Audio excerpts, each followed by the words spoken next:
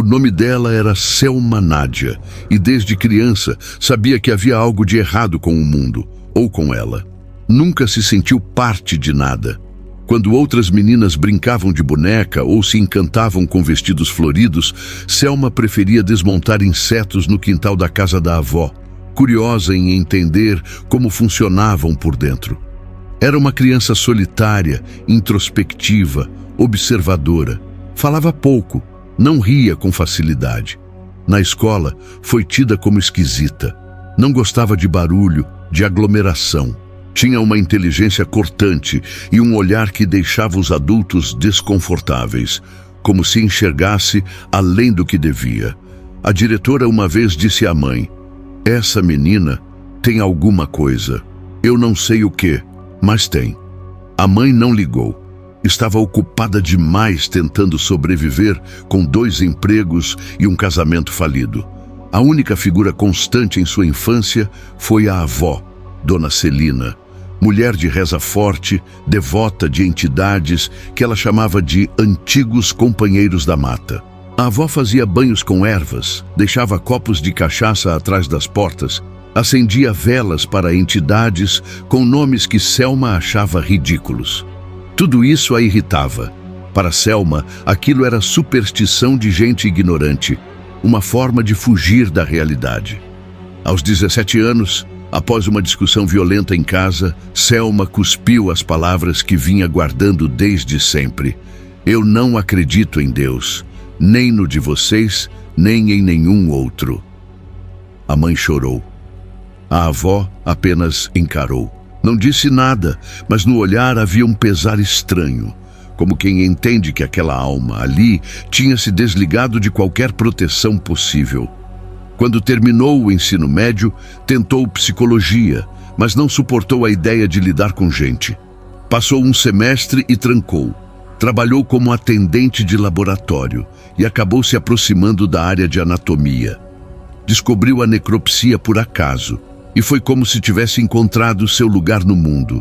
A escolha pela necropsia não foi movida por morbidez, como alguns colegas insinuavam, mas por algo mais prático: o silêncio. Em vida, o ser humano era imprevisível, caótico, emocional, mas no Instituto Médico Legal, tudo era previsível. O corpo não gritava, não chorava, não suplicava. O corpo era apenas matéria, carne, uma mera estrutura. E ali, na mesa de aço, Selma tinha o controle que sempre lhe foi negado fora dali. Com 34 anos, ela já havia aberto mais de 1000 corpos. Suicidas, vítimas de acidentes, assassinatos, overdoses, idosos esquecidos em kitnetes abafadas. Cada corte era uma rotina. A luva escorregando na pele fria, o rangido da serra contra o osso, o som úmido dos órgãos sendo retirados e pesados. Era um processo quase mecânico e ela gostava disso. Não se envolvia com as histórias dos mortos, evitava ler os laudos policiais, não queria saber se era pai de família ou ladrão de esquina. Para ela, eram todos iguais, carne que parou de funcionar. Nada mais. Selma morava sozinha num apartamento no centro, um lugar limpo, estéril, com poucas cores.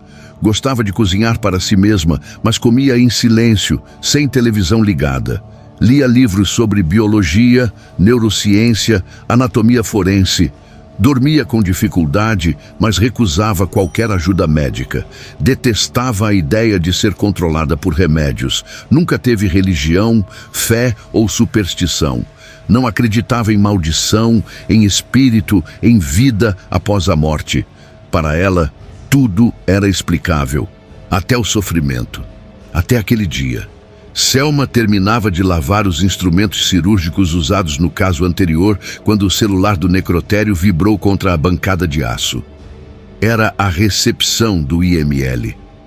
"Chegou um corpo", disse a voz do outro lado da linha. "Homicídio, mulher. 7 perfurações por arma branca, Zona Leste, rua conhecida por travestis. Dizem que era garota de programa." Selma não respondeu. Apenas desligou, calçou um novo par de luvas e seguiu até a câmara fria onde os corpos recém-chegados eram armazenados. Ao abrir o saco preto, sentiu um calafrio que não vinha do ar-condicionado.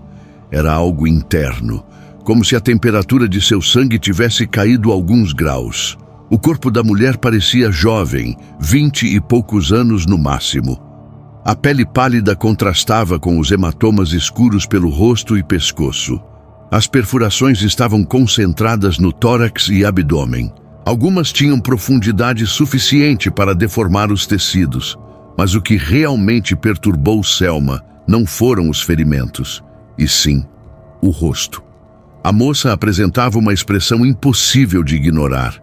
Terror absoluto misturado com uma espécie de êxtase. Os olhos semicerrados, a boca entreaberta, os músculos faciais tensionados, como se ela tivesse visto algo além do que a mente humana suporta antes de morrer. Foi nesse momento que Selma sentiu um choque. Um formigamento percorreu seus dedos, subiu pelo braço até a nuca.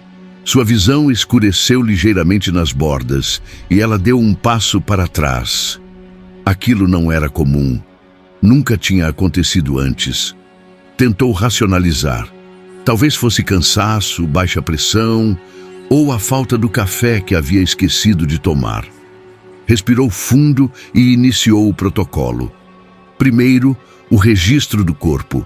Sexo feminino, parda, idade de 26 anos, com anel de cobre na mão direita e uma tatuagem estranha no ombro.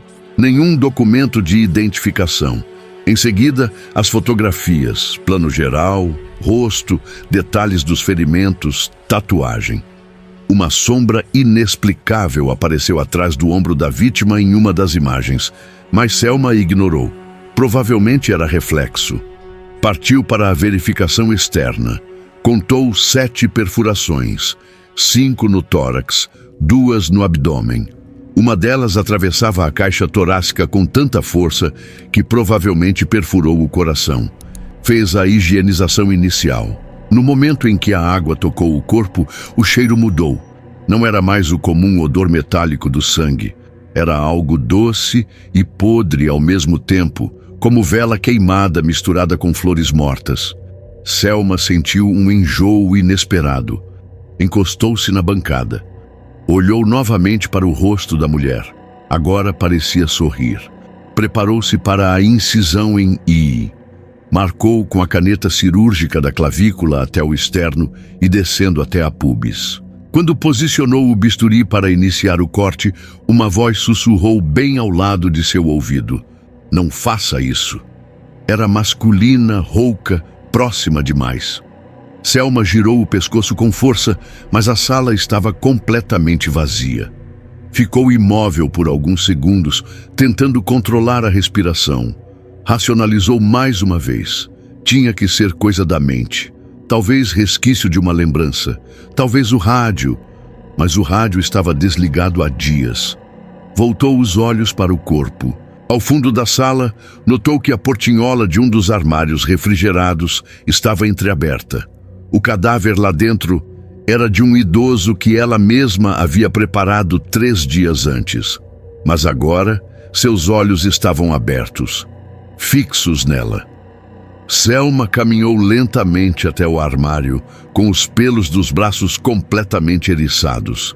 Ao chegar perto, os olhos estavam fechados. Voltou à mesa de necropsia tentando se recompor. A tatuagem no ombro da mulher parecia diferente agora. Antes eram apenas linhas curvas. Agora, nitidamente, via-se um símbolo formado por 3 triângulos invertidos dentro de um círculo. A sensação de ameaça era tão forte que doía no estômago.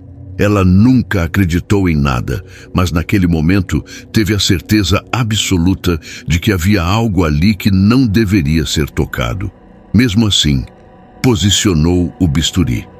A mão tremia. Encostou na pele para iniciar o corte. Foi quando a luz da sala deu um estalo seco, deixando ela assustada. Selma ignorou o arrepio que percorreu a espinha e posicionou novamente o bisturi. A ponta encostou no externo e, com firmeza contida, ela fez o primeiro corte da incisão em Is. No exato momento em que a lâmina rompeu a pele fria, a voz voltou. Não faça isso. mais nítida, mais próxima. Era como se tivesse sido sussurrada direto dentro de seu crânio. Selma congelou. O bisturi ficou suspenso no ar, pingando sangue. O ar da sala ficou denso, como se alguém tivesse desligado a circulação de ar. Ela recuou 2 passos, com os olhos vidrados no corte superficial. O sangue parecia mais escuro do que deveria. Não era vermelho profundo, era algo quase enegrecido, espesso. Um gosto metálico subiu à boca, mesmo sem ter colocado nada ali. Selma respirou fundo, andou lentamente até a pia de ínox, apoiou-se. Pensou em voz baixa, tentando se manter no eixo. Preciso de férias e de um café forte. Lavou o rosto com água gelada, trancou a mandíbula e ficou ali, parada, com a cabeça baixa e as mãos ainda enluvadas. Voltou à mesa só depois de 15 minutos, tentando ignorar o incômodo persistente na base da nuca. Com a lâmina já sem tremores, abriu o corte por completo. Costelas cerradas, vísceras expostas. Tudo parecia como deveria ser. Até que não parecia mais. Ao atingir a região abdominal, notou uma resistência estranha entre o estômago e o intestino. Algo estava compactado ali dentro. Com cuidado, afastou as alças intestinais e usou o fórceps para puxar o objeto obstruído. No início, parecia uma massa compacta de cabelos, um emaranhado grotesco, escuro, úmido. Mas, ao remover aquilo por inteiro, percebeu que não era só cabelo. Era um boneco, um pequeno e grotesco boneco de voodoo, feito com fios de linhas vermelhas, cravado com agulhas enferrujadas e amarrado com cabelos loiros. Mas a mulher tinha cabelos pretos. Junto ao boneco havia um pingente de prata, pequeno, com um símbolo que Selma jamais tinha visto.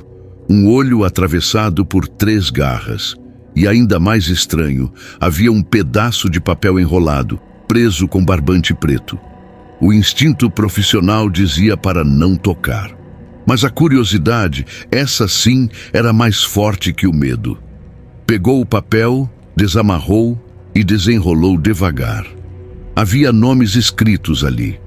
3. Um deles sublinhado em vermelho. O primeiro nome era Jennifer da Cruz. O segundo era ilegível, coberto por manchas secas que pareciam sangue antigo. O terceiro nome, ainda meio borrado, estava escrito: "Esse é o teu pagamento, Lúcifer." Selma leu as palavras lentamente, como se a mente se recusasse a compreendê-las. "Esse é o teu pagamento, Lúcifer." Por um segundo, o ar pareceu sair da sala. Um zumbido baixo ecoou em seus ouvidos, mas ela logo afastou o susto. Era uma mulher racional, moldada pela ciência, pela lógica, e não se deixaria impressionar por papel velho e um nome mal escrito. Pensou que talvez fosse uma brincadeira macabra, uma encenação grotesca, mas ainda assim achou aquilo interessante. Com um par de pinças, retirou cuidadosamente o boneco e o pingente.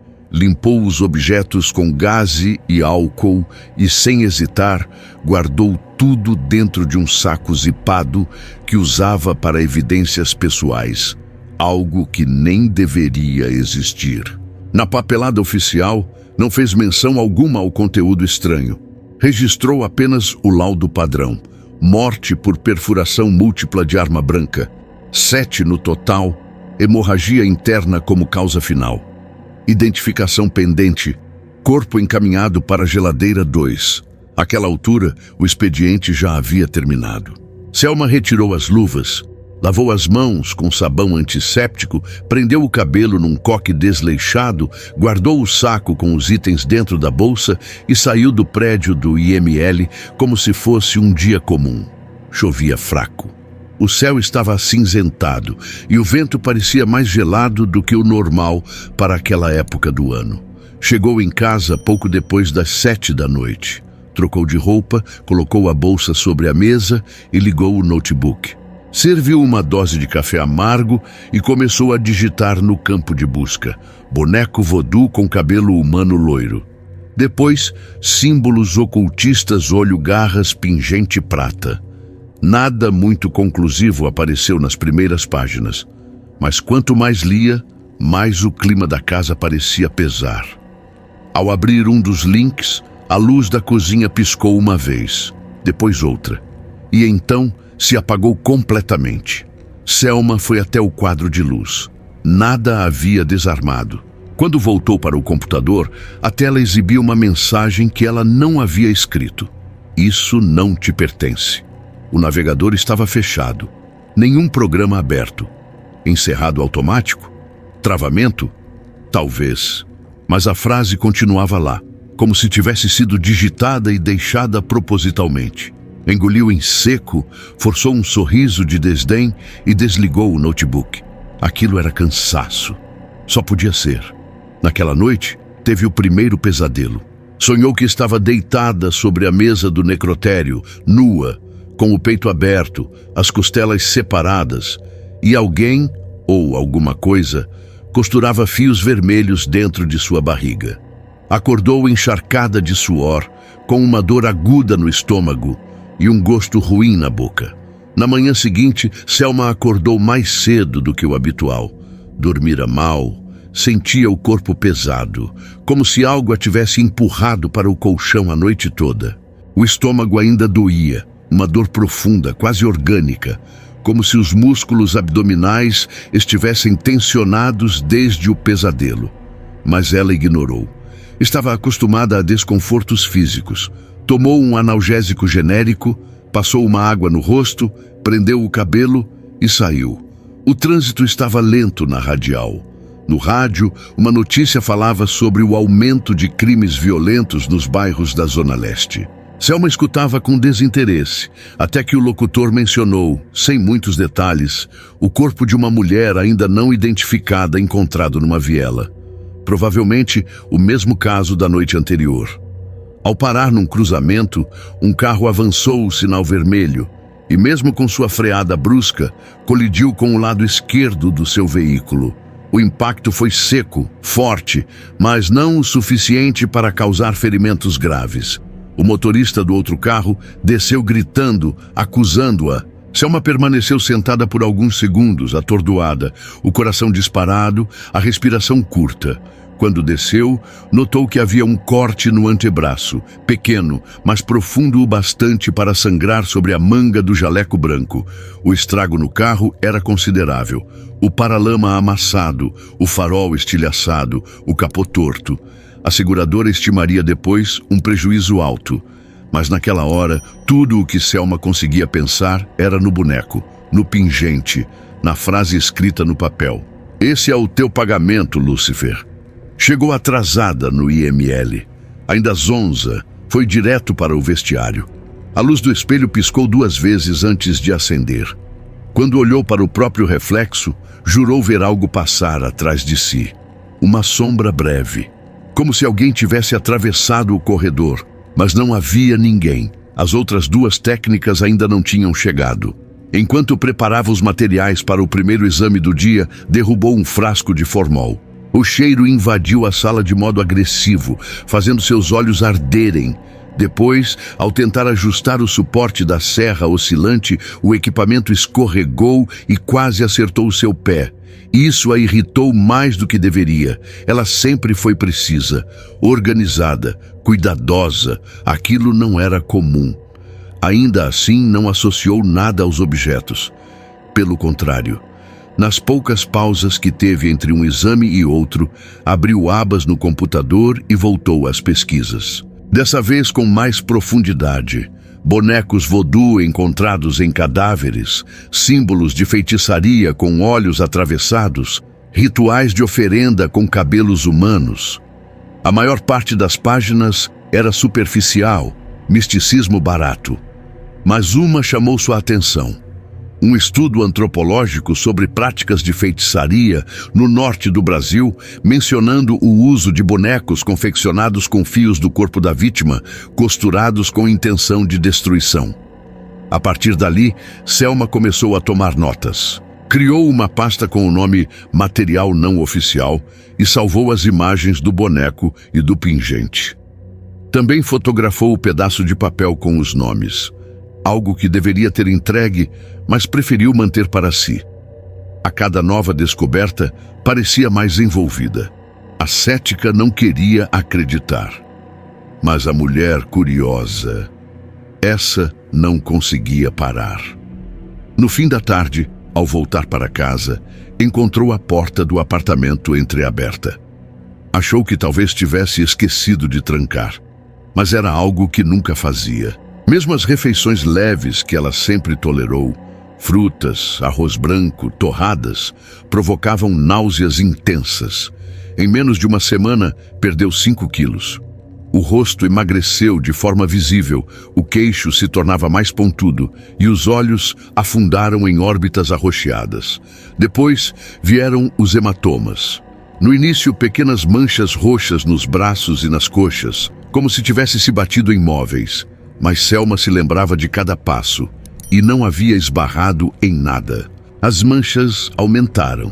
Surgiam pela manhã como flores mortas sob a pele e nunca doíam. Até que começaram a doer. Bastava um toque leve para ela estremecer. Na segunda semana, começaram as febres noturnas. Acordava encharcada de suor, os lençóis molhados como se tivesse tomado chuva. O termômetro chegava a 39 graus e 5 décimos Celsius. Mas antes que pensasse em hospital, os calafrios começavam. O corpo tremia como se estivesse debaixo de gelo. Os dentes batiam. 2 horas depois, a febre sumia como se nunca tivesse existido. Foi ao pronto-socorro. 3 vezes.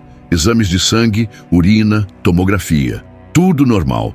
Nenhum sinal de infecção, inflamação, anemia, nada. Os médicos a olhavam com dúvida disfarçada. Um deles sugeriu transtorno somatoforme. Um nome bonito para "você está inventando isso". Outro recomendou psicoterapia. Ela voltou para casa com receituário de antitérmico e antidepressivo. Jogou tudo no lixo. Na 3ª semana, a dor começou. Era uma dor surda, profunda, que se espalhava pelas vísceras. Começava pela manhã, logo ao acordar, e aumentava ao longo do dia, como se algo se mexesse dentro do abdômen, roendo lentamente, mastigando. A barriga estufava levemente, rígida ao toque. Às vezes, vomitava uma bile escura e espessa, quase preta. Outras vezes, não conseguia sair do banheiro. As mãos tremiam. Os olhos lacrimejavam o tempo todo, mesmo sem choro. As costas doíam como se tivesse carregado peso. E à noite, a coisa piorava. Sentia-se observada, ouvia estalos nas paredes. O boneco dentro da sacola preta parecia pulsar.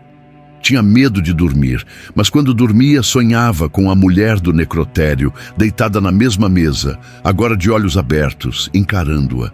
Em um dos sonhos, ela sussurrou: "Isso é só o começo, doutora." Selma acordou gritando, sozinha no escuro, com a sensação de estar sendo arrancada de dentro para fora. No espelho do banheiro, descobriu algo novo. As veias do pescoço estavam saltadas, finas como fios de cobre escuro. Seus olhos, antes castanhos, estavam amarelando nas bordas, como papel envelhecido. E naquele momento, pela primeira vez, pensou: "Eu vou morrer, e ninguém sabe por quê." Ela se sentou no chão frio, abraçada aos joelhos. E ali ficou por horas, até ouvir alguém bater na porta. Era sua avó, Dona Celina. Quando Dona Celina entrou no apartamento, congelou na porta. "Minha Nossa Senhora! Selma, o que aconteceu com você?" A neta, antes tão bonita, com a pele viva e os olhos alertas, agora parecia uma sombra. Os cabelos estavam opacos, grudados na testa suada. A pele, antes dourada, agora era cinza amarelada, tensa sobre os ossos. As mãos pareciam de uma velha, tremendo, secas, com as unhas quebradiças. O hálito tinha cheiro de ferrugem. Selma tentou responder, mas só balançou a cabeça. Os olhos se encheram de lágrimas. Gaguejou. Eu não sei, vó. Eu só comecei a piorar e ninguém sabe o que eu tenho." Dona Celina fechou a porta atrás de si, largou a bolsa no sofá e caminhou até a cozinha, pegando um copo d'água com folhas de boldo secas que tirou do bolso do casaco. Mandou que a neta bebesse. Sentou-se em frente a ela. E foi quando notou algo. Um cheiro. Não era o cheiro de doença. Era um cheiro de coisa errada. Tem algo ruim aqui, Selma. Me mostra seu quarto. Relutante, Selma a conduziu até o quarto. Ao abrir a porta, o ar pareceu mais pesado. O boneco ainda estava lá, dentro da sacola, mas Dona Celina sentiu sua presença antes de vê-lo. Ela empalideceu. Onde você conseguiu isso? Selma engoliu seco. Sua voz era quase um sussurro. Eu tirei de dentro de um corpo. No necrotério. Estava dentro do estômago de uma mulher que era prostituta. Dona Celina fechou os olhos com força, como se tentasse conter a fúria. Aproximou-se com cuidado da sacola, como se ali dentro estivesse algo radioativo. Abriu com um puxão. O boneco jazia ali, grotesco, com aparência úmida e escura, com fios de linhas vermelhas entrelaçadas de forma caótica, cravado com agulhas enferrujadas e amarrado com cabelos loiros. O artefato que exalava algo podre e maligno, como se carregasse dentro de si um tipo de vida antinatural. Ela deu um passo para trás. A voz saiu dura, tensa. Você não devia ter trazido isso para casa. Isso é um selo de pagamento. Pagamento? Selma perguntou confusa. Não com dinheiro, com alma. Ela olhou para a neta, os olhos marejados. Isso aqui é usado quando alguém faz um trato com entidades das trevas. É uma garantia, um recibo de dívida. Normalmente, quando o pacto é feito, o boneco é escondido dentro da vítima como selo. Mas se alguém o retira, a dívida precisa ser paga por alguém. E se não for quem fez o trato, então o pagamento vai para quem tocou no selo. Selma sentiu as pernas cederem, caiu sentada na cama.